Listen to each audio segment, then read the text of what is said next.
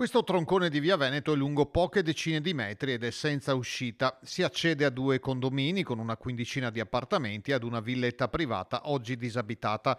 I problemi non mancano, come spiega la signora Orsolina che ha contattato la nostra redazione. La strada presenta molte problematiche. Innanzitutto le buche che stanno aumentando di numero e si stanno allargando.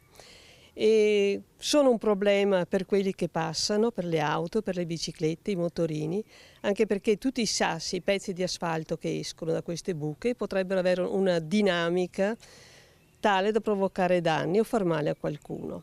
C'è l'entrata poi dei garage qui di uno dei civici, che è messo, dove l'asfalto è a pezzi, si stanno formando delle fosse, le chiamo le fosse, la fossa del leone. C'è qui un avvallamento del terreno e è una cosa che è pericolosa per qualcuno magari che è anziano, che ha problemi per camminare.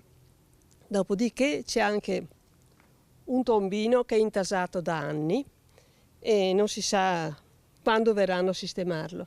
E il marciapiede è stato sistemato solo un pezzo ma non la parte finale. In pochi metri i malanni non sono pochi. È la stessa signora a provvedere quasi ogni giorno alle pulizie, anche dei rifiuti che vengono abbandonati dai passanti. Agli uffici del comune, già contattati più volte, ribadisce le sue richieste. Che vengano, che chiudano queste buche, che livellino questo pezzo di asfalto, che sistemino l'entrata a quei garage e che liberino finalmente questo tombino.